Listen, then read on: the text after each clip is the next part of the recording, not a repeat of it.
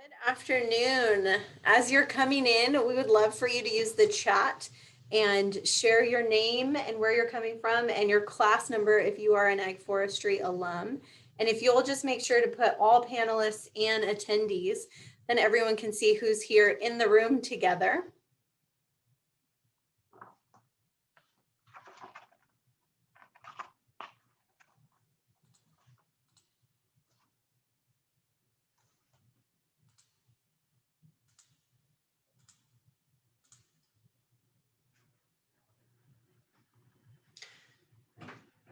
All right, we got Julie from class 25, Jason Walter from class 42, my second favorite class. Gareth Waugh, great to see you.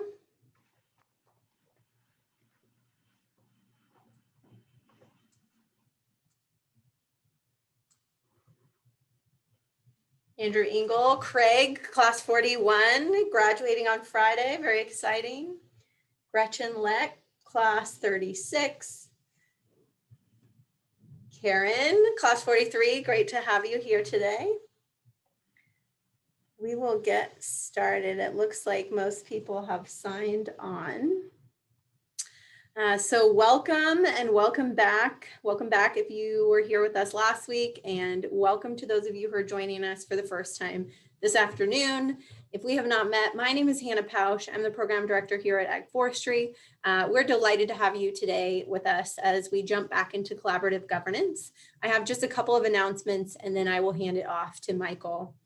At Ag Forestry, our mission is to cultivate leaders who communicate, collaborate, inspire, and serve. And so throughout our 2021 webinars, we are taking a deep dive into each of these core competencies. And back in February, we explored communication, specifically building our skills in emotional intelligence and courageous conversations. And so if you missed that series, but you are interested, the recordings are fantastic and they are on our website, agforestry.org. And this month we are in our Collaborate series. You're here with us the second week, and today is going to be another great one. And then in June, we are hosting our third and final 4-week series of the year, Inspire and Serve, where we will explore the power of stories and advocating, how we can share our stories and advocate for our industries. And all of that information and registration can happen at agforestry.org. All righty. And class 41 is graduating on Friday. If you would like to join us for the best virtual graduation that Ag Forestry has ever hosted, please purchase your tickets today because this is the last opportunity. And again, you can do that at agforestry.org. And one last announcement. This year, we are going to be hosting 2 golf tournaments. So we'll have an East Side tournament and a West Side tournament. And we have early birdie pricing for just a few more days on that. We would love to see you guys out in the sunshine. It will be naturally socially distanced, and we're excited to get back into meeting and hanging out with Ag Forestry folks. So we hope to see you out there this year. So now let's shift gears and get back to our exploration of collaborative governance with Michael Kern. Today, Michael is going to walk us through competencies of collaborative governance and specifically share with us information from the University Network of Collaborative Governance's handbook. And each of you who are here with us live today will receive a PDF copy of this handbook from Ag Forestry. And I will send out some more information about that when we send out the recording. So you'll get that this week just for showing up and hanging out and learning about collaborative governance with us. So I'm going to hand it over to Michael now. Thank you, Hannah. Appreciate it. Please let me know if there's any kind of, technical issues with the sound or the picture or anything like that. If you feel free to use the chat for that.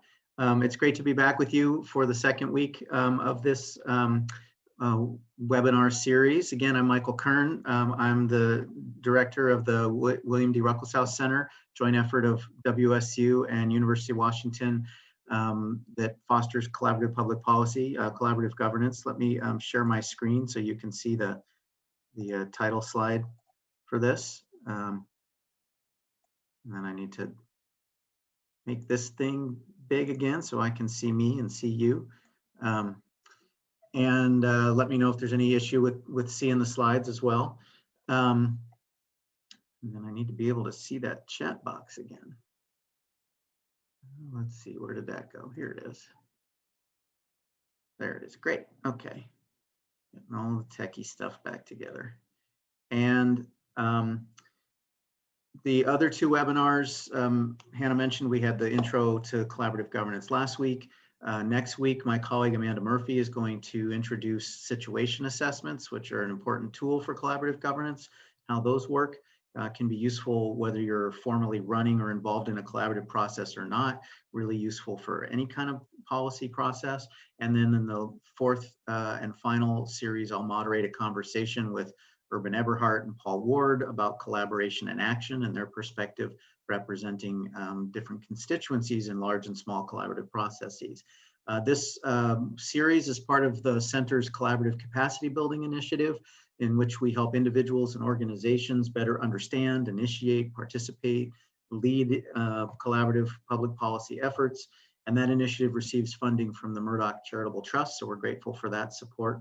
And if I could just ask you real quickly, same question I asked last time, just what percentage of you is in the room and where is the rest of you? Yep, so there's the poll. You can just answer the poll. By in the room, I obviously mean sort of able to focus on what we're talking about for the next hour. And then the rest of you, what's distracting you? You can just put that in the chat window and I can say, my answer is I'm about 90% focused on what we're doing. Today is the 18th birthday of my youngest child. So I'm kind of a little distracted by the fact that I am not the parent of any children anymore. I'm the parent of adults. So that's what's going on in my brain, and would love to hear your percentage and what's distracting you. For if you're not 100% here, what is distracting you? For example, Henry's preparing for a 1 p.m. board meeting. So if you can do that while I change pages, that'd be great to hear about. It's always nice to know what's going on for people. And while you're doing that, I'll share with you, I love slides about collaboration that are a little bit humorous. So this is an Instagram feed I followed for a while called Overheard LA. And this slide made me laugh, collaboration related. So maybe you'll also get a chuckle out of it. He texted me a link to a Google Doc. What, like for you to comment on? No, view only. He didn't even invite me to collaborate on our breakout. That made me laugh. So I don't know, do we have results on what's going on with our percent in the room? Maybe I just missed it. Oh, look at that. We're doing pretty well. Everyone's at least more here than somewhere else, and a lot of us are really in the room. So that's terrific. Glad to hear it. Okay, I'm going to close that poll. And yeah, it looks like there's a lot of weather distractions that are distracting us today. So anyway, we'll try and be interesting enough to compete with the weather. So our objectives today, this is the first time presenting this in a webinar versus a more interactive setting. So I can't do breakouts and group work like I'll often do with this, and I'll be presenting and talking more one way than usual. But I think I figured out a way to replace the group work and make this fun. Unless you happen to hate fantasy novels and films, in which case this is kind of a warning for you that the next hour might be a little rough, sort of a bit of a nerd fest for you. But in any case, we're going to review the collaborative competencies framework, an overview of the concrete skills needed to initiate and participate in collaborative approaches for public policy issues. Then we'll consider who might exemplify or be good at each competency.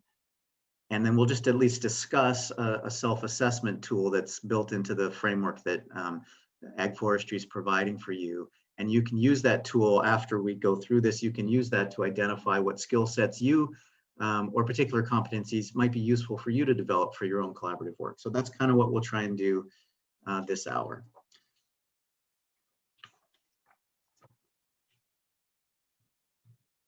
So in terms of the, oh, and I have sympathy for Julie having to Zoom in the lunchroom. That is difficult. The academic setting. Collaborative governance is conducted from a variety of institutional settings. There's practitioners who are sole practitioners. People do it from private firms. People do it from non-governmental or nonprofit organizations. The work that my colleagues and I do, we do from an academic setting. There's people who do this work from within government. But in terms of that academic setting, universities play a unique role, and they've been important to the development of the field. And there's a number of reasons for that. Universities can do applied research and fact-finding, and that research might be accepted as less biased, where people are often skeptical about research that comes out of agencies or consultants, either for good reasons or not good reasons. So you can establish a common information base. You can address uncertainties. There's subject matter expertise among faculty and staff and students at universities that can be helpful. Case studies and evaluations and contributions to scholarship in the field. And just in general, often people will trust universities as conveners and will come to the tables if it's the universities that are inviting them. So a lot of these reasons have led programs like ours to be established at dozens of universities across the country. And they focus in a different degree on a balance of teaching and research and practice. And then they've all come together, or a lot of them have come together in this network called the University Network for Collaborative Governance. So that network was formed in 2008, and here's the charter, sort of a pixelated version of the charter. And 10 years later, in 2018, the network adopted a strategic directions plan, a 10-year plan that included the definition of collaborative governance, that one of the definitions that I provided in the first session as a key definition of collaborative governance that I draw on. And in 2011, a few years earlier, released this guide to collaborative competencies that we're going to focus on today. And it includes these 5 concrete skills, I'm quoting from the guide now, needed to initiate and participate in collaborative approaches for public policy issues.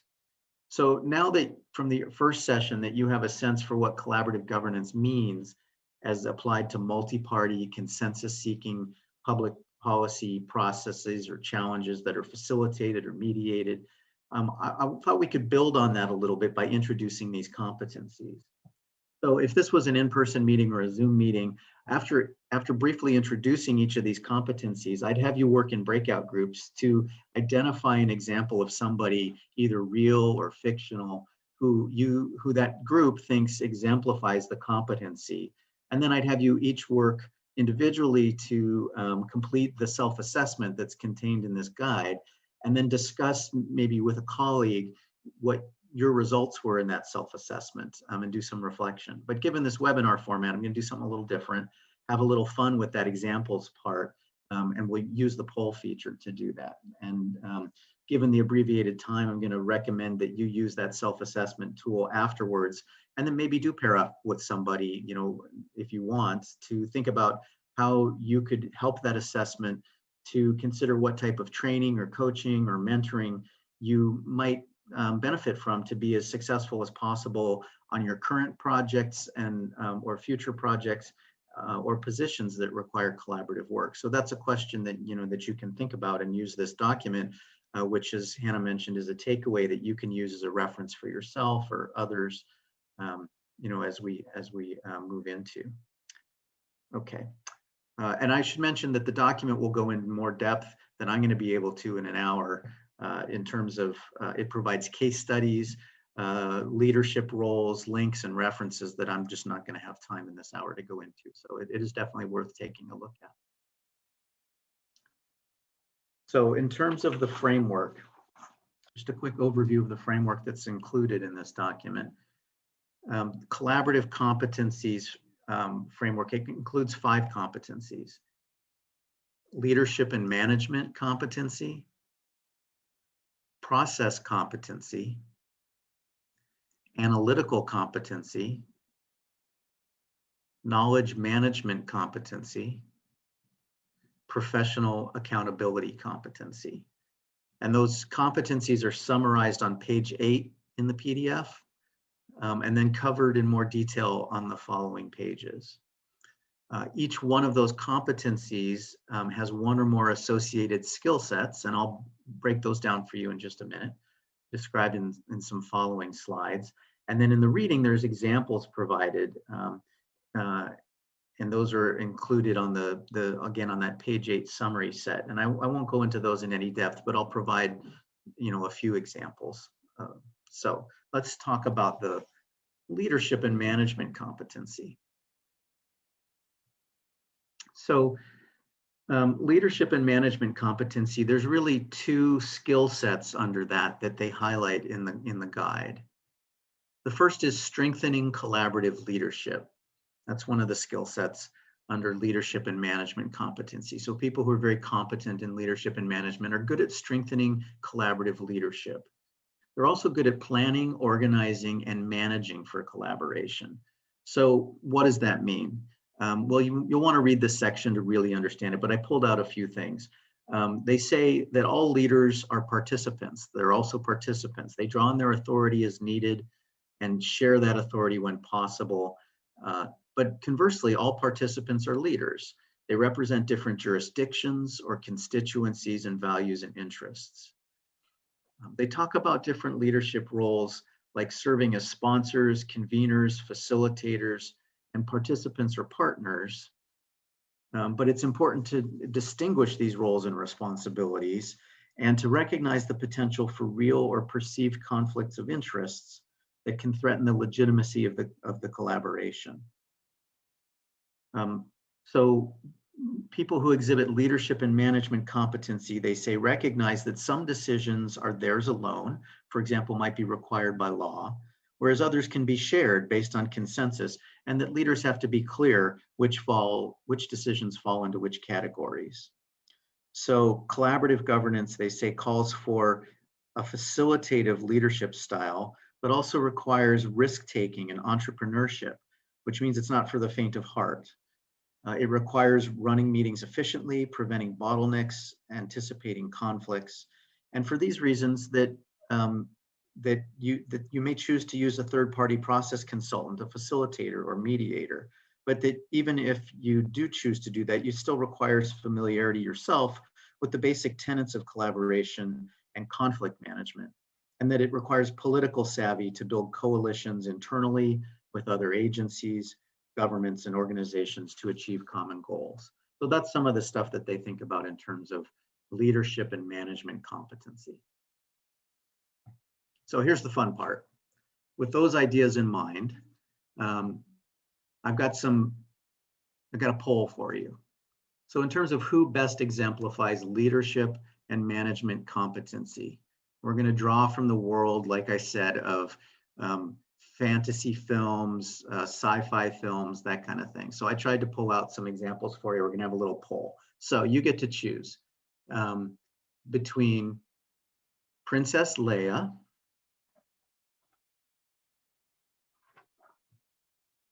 Gandalf,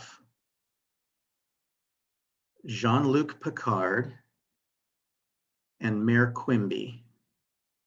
And I apologize if you may not be familiar with all the things from which these are drawn. I tried to pick movies and TV shows that might be ones that people are very familiar with. But if you're not familiar with Star Wars, Lord of the Rings, Star Trek, or The Simpsons, then this may be a tough one for you. These are anonymous polls, so don't worry. But anyway, I think the poll is open. Go ahead and pick your favorite choice for who exemplifies leadership and management competency.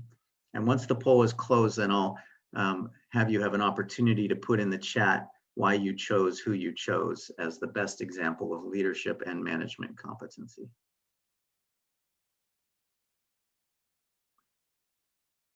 Looks like Jean-Luc Picard is our winner, just barely beating out Gandalf. And let's see some reasons. Why is Jean-Luc Picard the best example of leadership and management competency?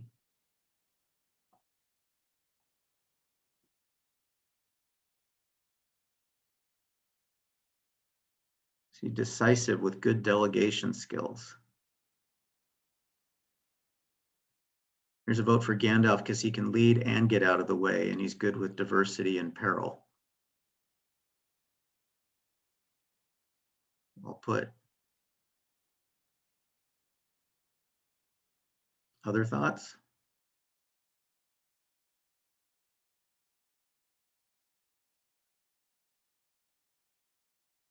Chose Leia because I like how she leads, but also draws on the strength of her renegades.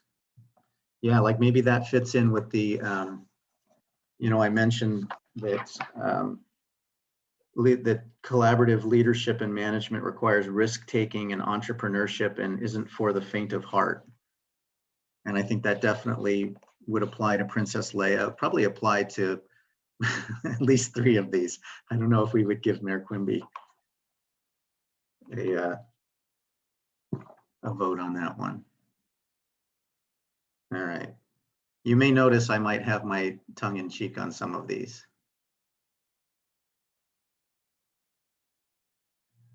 Anybody want to explain and put in any other reasons for voting on these, or should I move on to the next competency?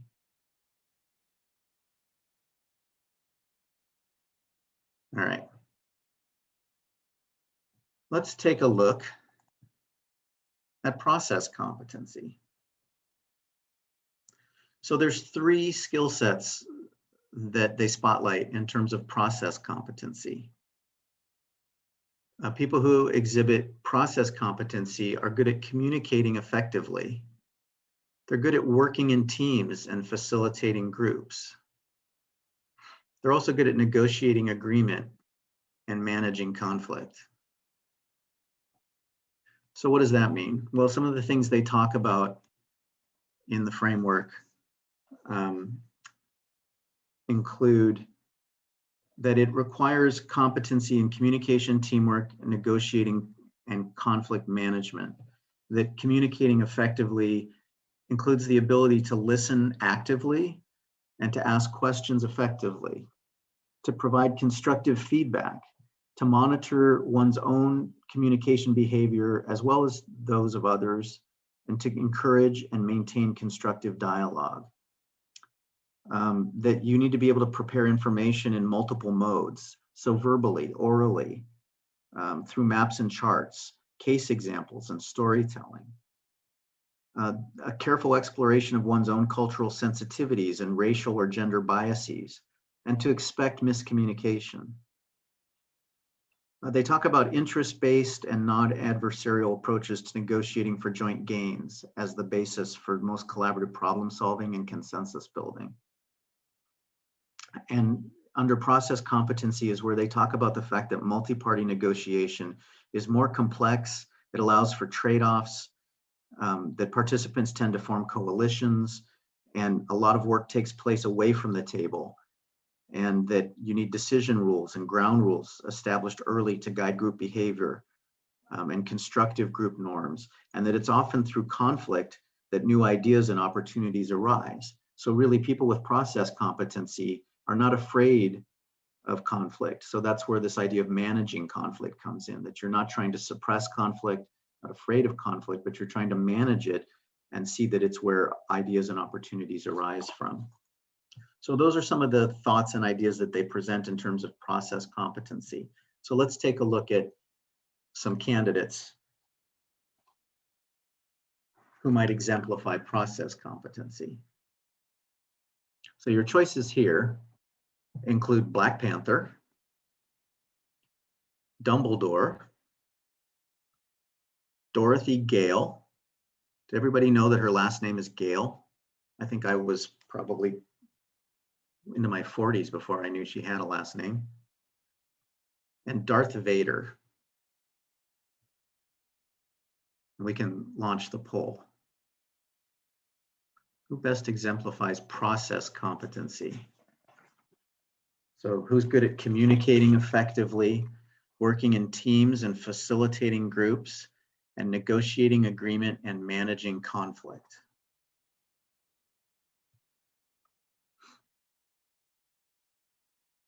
And when it looks like you've all had a chance to vote, then Hannah's going to close the poll.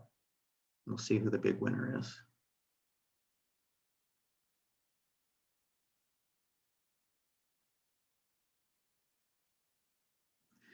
Interesting. Dorothy is our winner. So put some stuff in the chat. Let me know why you picked Dorothy, but also those who voted for Black Panther, Dumbledore, and I'd love to hear from the person who picked Darth Vader, what their reasons were. Dorothy had to lead a very diverse group. Yeah, that's a really good point. I thought about that too when I put her in here. I thought, like, she's not maybe the first person you think about, but then you realize that she was actually, when you think about some of the things we read about relating to working in teams and facilitating groups, communicating effectively, she actually was doing a lot of those kinds of things and had empathy. Yeah.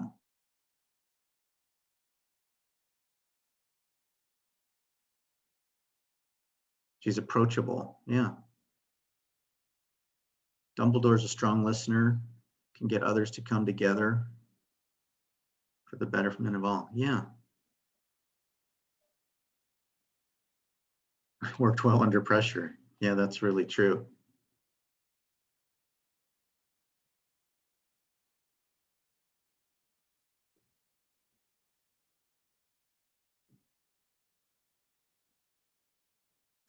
Remember my child telling me once that the reason that the Wicked Witch wanted those slippers so much was because everything else in her wardrobe was black.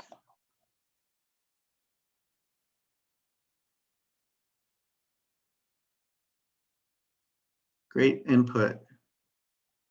Okay, analytical competency. So the skills that they talk about in terms of analytical competency, and this one, it took me a while to sort of make sure I could tease out in my own mind the differences between analytical competency, and then the next one we're going to talk about is knowledge management competency. So let's see if this ends up making sense for you, where one of them starts and the other one stops. And then trying to find an image that differentiates between the two for the lower right-hand corner was even more complicated. Analytical competency is applying analytical skills and strategic thinking, and then evaluating and adapting processes. So what does that mean? Well, some of the things they talk about that I pulled out for us are a standard blueprint does not exist for designing collaborative governance processes. Conveners and facilitators must be able to gather and analyze information to design and lead a process towards successful completion. Situation assessments, so keep that in mind for next week, should not only yield information about who the key stakeholders are and their concerns, but also reveal under what conditions a collaborative governance process is likely to succeed. Analytical methods help participants to more clearly and explicitly define the problems and the issues, to specify and prioritize their interests and objectives, to generate creative options, evaluate the consequences and trade-offs, and to maximize joint gains. Completing the circle with a well-planned and executed evaluation process can help leaders and conveners determine which strategies and methods and under which conditions. And then finally, collaborative processes are often fluid, which requires adapting methods, procedures, and processes to best accommodate the change. So that's what this is all, so that all requires being analytical and strategic and to evaluate and adapt. So with that in mind, who do we think best exemplifies analytical competency out of the following candidates that I have teed up for you? If you're into Game of Thrones, we have Arya Stark. Getting back to the Harry Potter world, we have Severus Snape. And there's Sherlock Holmes. Or what about Wile E. Coyote? We can launch the poll. Who best exemplifies analytical competency?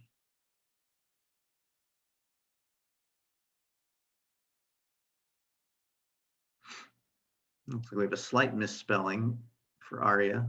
She's a Stark, not a Stark. Sorry about that. I just noticed that. No problem. People get the idea.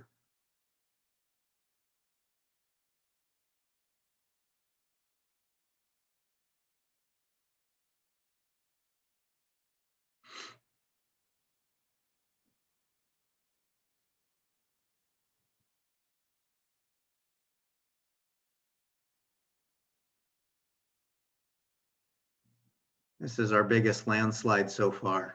I guess it's kind of hard to compete with Sherlock Holmes for analytical competency, isn't it? A little bit of a ringer. So comments about that.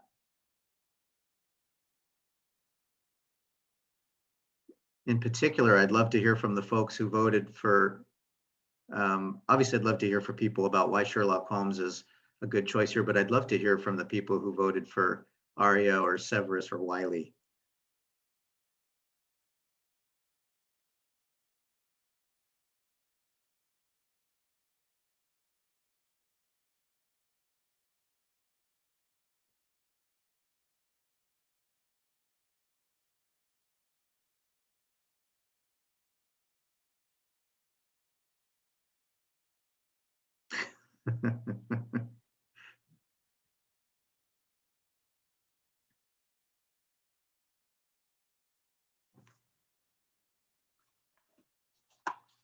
Yep, ability to take in small details, continually reevaluate. And yes, perhaps it is elementary.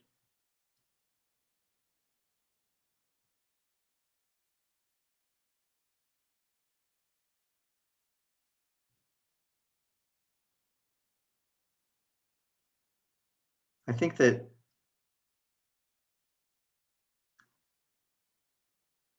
that's true enough about Wiley. He did definitely come up with innovative solutions and he was willing to take risks. And I think if you think about Arya Stark, the last thing I read was that collaborative processes are often fluid, which requires adapting methods, procedures, and processes to accommodate change. And if you've watched the Game of Thrones series, you see Arya Stark adapt methods and procedures and processes kind of throughout the entire series. So that might be a point to make on her behalf. Okay, so now to distinguish analytical competency from knowledge management competency. You can see what you think about my symbol down there, whether I've nailed it. In this case, the skills are integrating technical and scientific information and using information and communication technology. So here's what they say about that. In many cases, the science itself is at the heart of the controversy. Often overlooked, cultural and place-specific information bring context, meaning, and perspective to expert-driven data. So you work with the participants in jointly identifying sources of information and information gathering methods and selecting scientific and technical resources that all parties can trust. Public managers should be able to design processes that anticipate and intentionally incorporate relevant scientific and technical questions and promote joint finding of fact. This entails critical examination of technical information by participants and capacity to synthesize and manage knowledge. Collaboration has transcended physical and temporal boundaries. Federal and state policies are encouraging public agencies to use 21st century communication tools to improve and enhance public participation and collaboration in government. So I think whereas the previous competency was about being strategic, being analytical, putting pieces together, this is about really just is about the data, is about the information, having the skills to identify and find the common information that is needed to create a shared information base upon which to reach consensus. That's sort of the first one, the technical and the scientific information. And then the second part is recognizing the need to be able to incorporate information technology and communication technology that is necessary, as they say in this last point, 21st century communication tools like we're doing right now. You know, I'm not where you are, but we are communicating in order to enhance public participation and collaboration in government. So that's knowledge management competency. So here's the choices I've teed up for you for folks who might exemplify knowledge management competency. We've got Geordi LaForge from Star Trek. We've got Tony Stark, Iron Man from the Marvel Universe. We've got Hermione Granger from Harry Potter. And we have a nuclear scientist, Homer Simpson.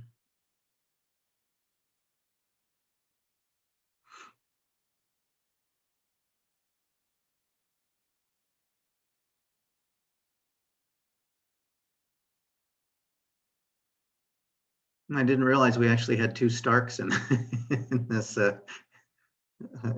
presentation. Not related as far as I know, but we did misspell both of their names, so we had that in common.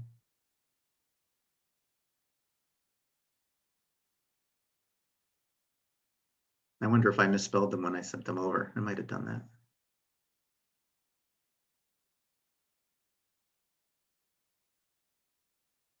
Or it could have been one of those autocorrect things.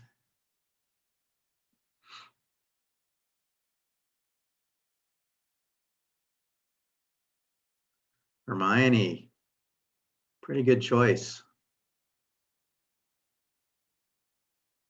I'm not sure that Harry and Ron would have lasted through the first movie without Hermione's knowledge management competency, let alone through 7 or 8. So some examples or some reasons why you picked who you picked. Nobody went with Homer. Maybe my photo was a little leading. He doesn't look terribly competent in that photo.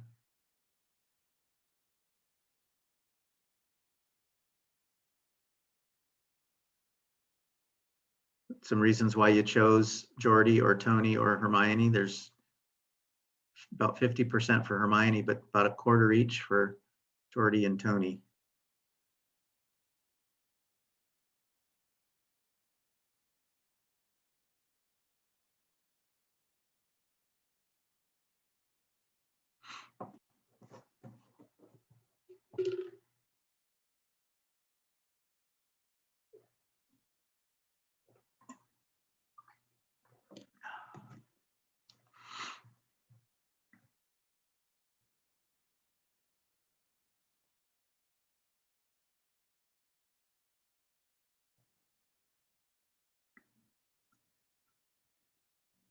Yeah, Hermione is definitely resourceful in applying newly learned knowledge.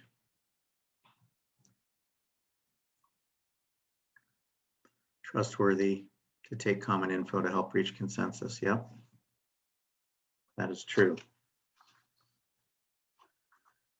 Tony Stark's knowledge of systems, but he doesn't empower others. That's a good point.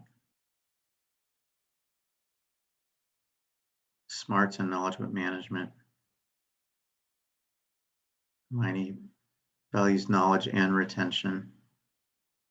Hermione drew from technology as well as knowledge of human nature, whereas the other two were more tech only. That's interesting.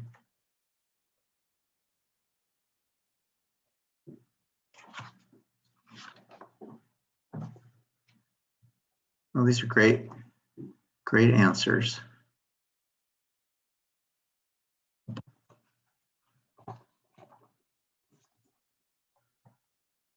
Oh, yeah, great. Okay, so let's look at our last competency here. Professional accountability competency. There's just one skill they highlight here, which is about maintaining personal integrity and professional ethics. What does that mean? And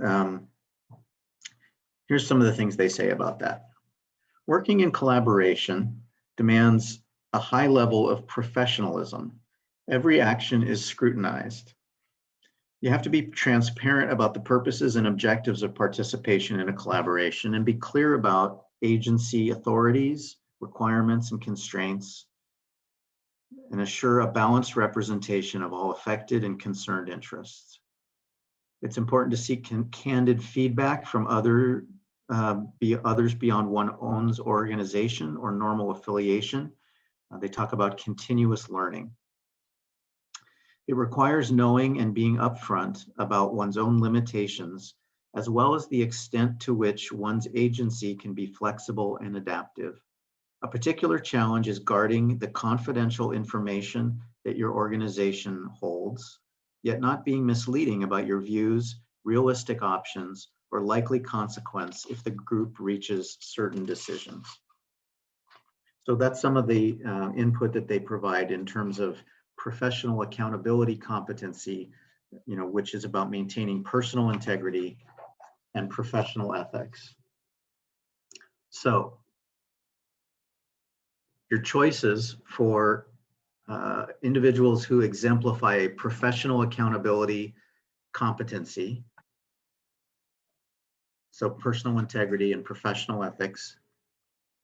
We have Harry Potter himself from the Harry Potter series, Wonder Woman,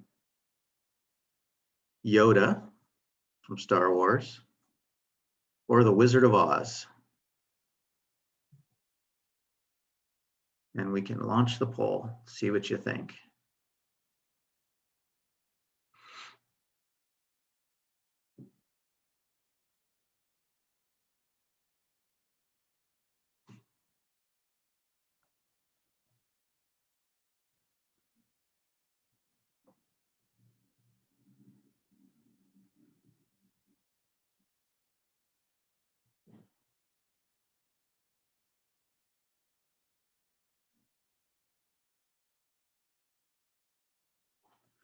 Yoda.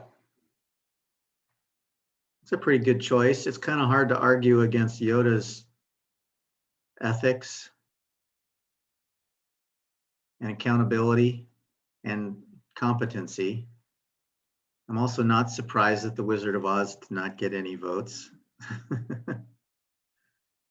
Yeah, John says Yoda caved and let Anakin be trained. It's a good point, but maybe Yoda was just sort of seeing the big picture. Maybe some things needed to happen. I don't know. Never really sure if the whole Star Wars saga holds together or not, but that's probably, I probably shouldn't open that particular Pandora's box, huh? So thoughts, observations, why Yoda? Why'd you vote Wonder Woman or Harry Potter?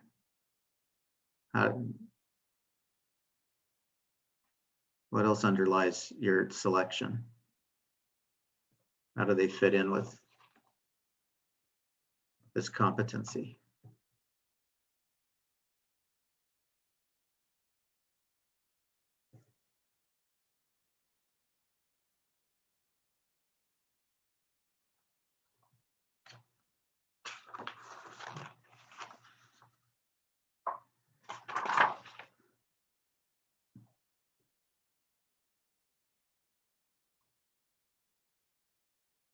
Yeah, so interesting observation about Harry Potter. Breaks a lot of rules, almost always for the right reason. Ultimately sacrificed his life for others because that was the right thing to do. So maintaining personal integrity and professional ethics. Yeah, there's also kind of an interesting moment sort of towards the end of the film where he's sort of worshipped his parents throughout the thing, and then he sees it through Snape's memories that, I don't hope I'm not spoilering anything for anybody, but that his father was not necessarily always fair to Severus Snape, and he kind of has to look at his own his own perspective on his history and his parents' history through that. So that, yeah, that's pretty interesting. All right. Basis is decision making on his ethics, courage, and what is best to do despite the rules. Rules aren't always right. Yeah, that's a good observation. One thing I always told, so my kids loved the Harry Potter series. We watched it a lot, and I always used to tell them that in some ways I always felt like Ron was braver than Harry, because Harry was never afraid. Like, his makeup was to just be able to charge into things and not be scared. And Ron always charged in with him, despite the fact that he was always petrified. And that I thought it took more courage to run in and do something when you were petrified. When your makeup was to be scared and you did it anyway, took more courage than to, if your makeup was to be not afraid of things. So anyway, that's a bit of a sidetrack, but an interesting aspect of the series. All right, just a couple of other things to share with you before I can just take some questions if you have them, and I think we're doing pretty well on time. The collaborative competencies also includes a self-assessment, as I mentioned.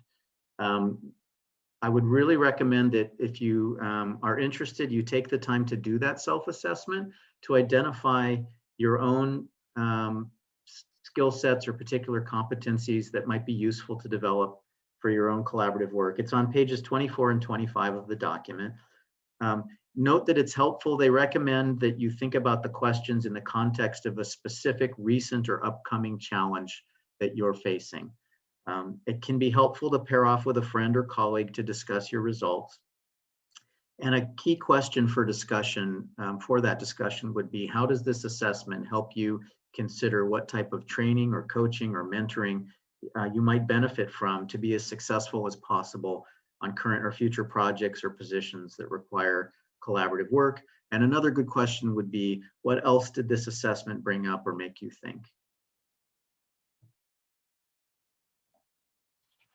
So with that being said, I'd be happy to answer any questions, clarify anything. Curious to know what you think about this framework, whether you think the self-assessment would be useful to you, or whatever questions that you have. And with that, maybe I will stop sharing my screen so that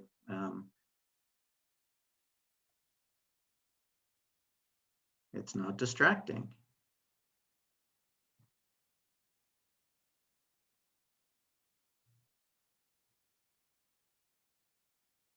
I'm happy to take any questions.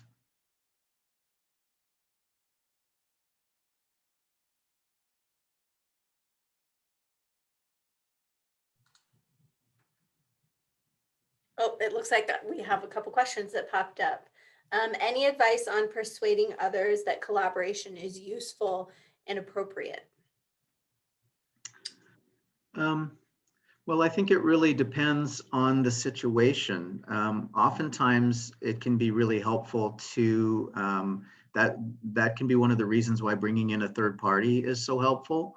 And so I would say stay tuned for next week for Amanda's conversation about situation assessments, because bringing in a third party to do an assessment and have them just ask those assessment questions is often an excellent way to determine whether or not a collaboration really would be useful and appropriate, and B, if in fact the answer is yes, there is reason to believe that a collaborative process could benefit, to convince parties that would need to be at the table that would be the case.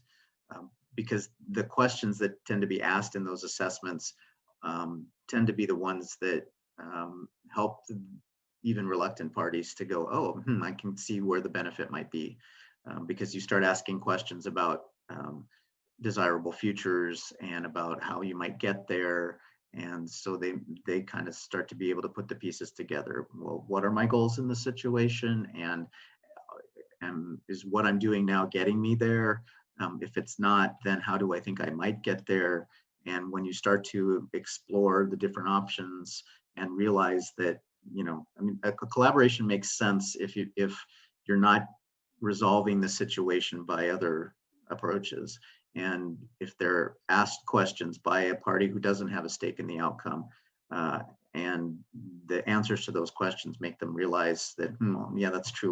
We are stuck here and have been here for some time.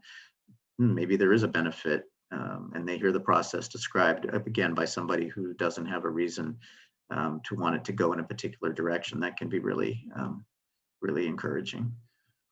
So I would say attend next week and see if that helps answer some of those questions. Yeah, and it sounds like some of what we'll learn next week might help even in being able to have the initial conversation to get someone willing to bring in a third party, because I know that can be its own hurdle on its own and take time to get to that level even. So. Yeah, and they don't necessarily have to be agreeing to bring in a third party for a process. It's really just hey, would you be willing to have a conversation about this situation? That's really all they're agreeing to. We've been asked to have conversations with people who are involved in issues relating to X. Would you be willing to give us 30 to 45 minutes and just provide your perspective? That they're not necessarily agreeing that there's going to be a process or that there's going to be a third party facilitator involved in that process. They're just agreeing to have a conversation and provide their opinion.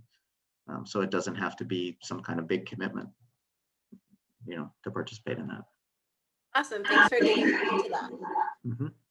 We had another question. What are, in your thoughts on, what are the most difficult skills, collaborative skills to develop?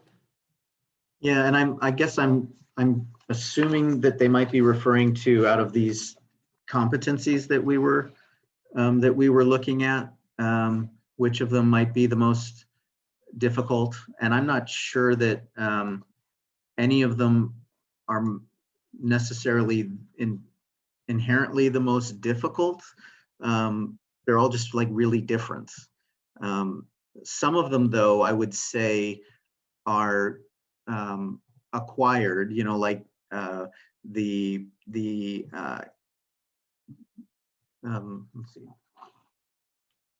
the knowledge management competency, that really has to do with if you're going to integrate technical and scientific information or use information and communication technology, that's really about sort of acquiring a background in that subject matter, or in using communication technology, that's learning how to use a particular type of computer technology or whatever. That's kind of acquiring that might take years of study, or becoming some type of ologist or something like that, right?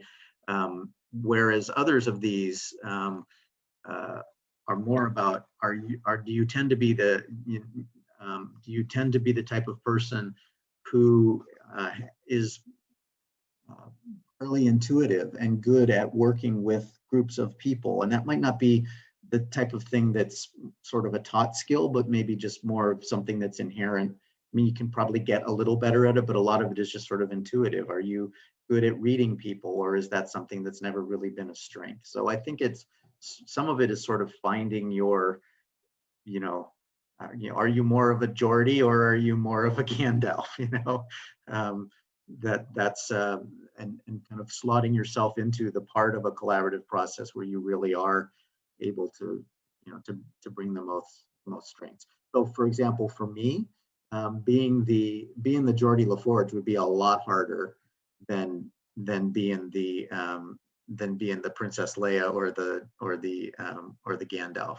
I find it much easier to sort of help read a room and help a group of people who are talking over each other to communicate than I do being sort of the technical translator of information, or the person who makes the computers run correctly.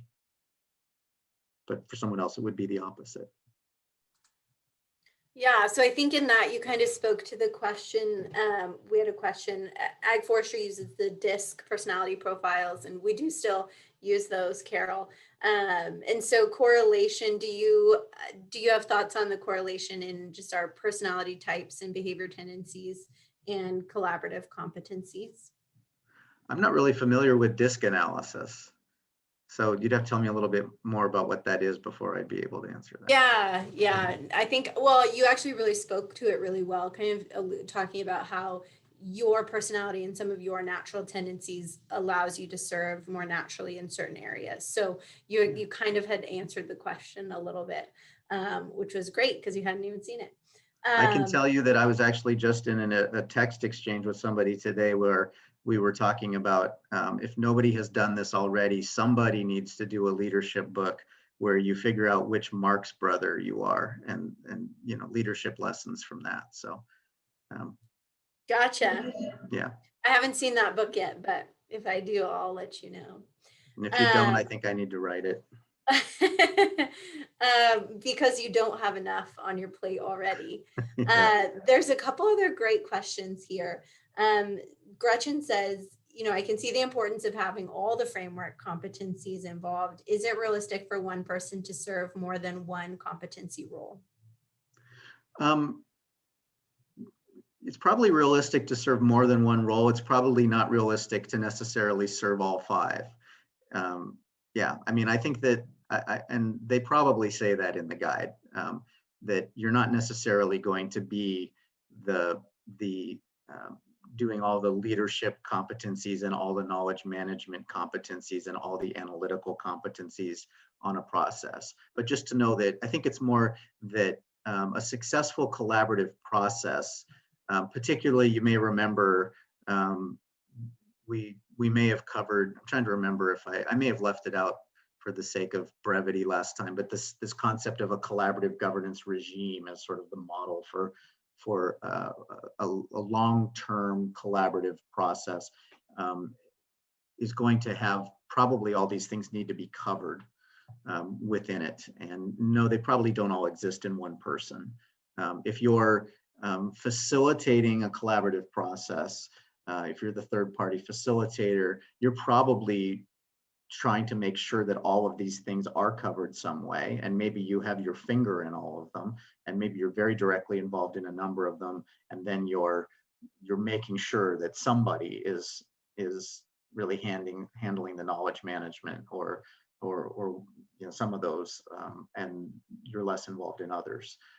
So no, I think it's a good point that it's probably not realistic for you to be the Jack or Jill of all these trades at all times. But you probably have your hand in more than one and less than 5. Awesome, thanks. We have another question, actually. Dave has a question in the Q&A. If someone in the group goes outside the framework, how does the rest of the group handle that situation? Yeah, so you know, that's why it's really important to establish ground rules, discussion guidelines or norms at the beginning of the process. And I think it even talks about that. I'm trying to remember which of these competencies spoke about that and focused on it. Let's see, was it in a process competency, I think, talks about the fact that it's important to have decision rules and ground rules must be established early on to guide group behavior and establish constructive group norms. So that's, you know, that's the importance of that. You before the group starts really getting into the work, you need to have established these norms and rules and how to regulate the behavior, and then people need to hold each other accountable. And the facilitator is there to help remind the group. But in the end, you know, you're not going to sue someone or throw someone in jail for violating those principles. It's really more about the fact that the group they become relatively self-policing. And hey, this isn't the way we operate. Remember, this is, so they become pretty good at sort of holding each other accountable for this sort of behaviors that they've agreed to. So. Awesome. We have time for another question if somebody has one they want to type in real quickly. I'll give it a minute. And then we were sort of hoping that we would, you know, give you guys a minute to have a minute of rest before you hop on to your 1 o'clock, because I know everybody has something right at 1 o'clock after joining us for these. So it looks like we are out of questions and some folks are starting to hop off. So for those of you who are still on, thank you so much for joining us. It was a pleasure to get to spend lunch with you, and you can keep an eye out in your inbox for the recording and the handbook that was mentioned today. It'll be on its way to you. You'll have it by Friday for sure. And yeah, thanks so much for joining us. Have a wonderful afternoon, everybody. Excellent. Thank you all. And I'll look forward to Amanda's presentation next week. Yes, we'll be back next week with Amanda looking at situation assessments.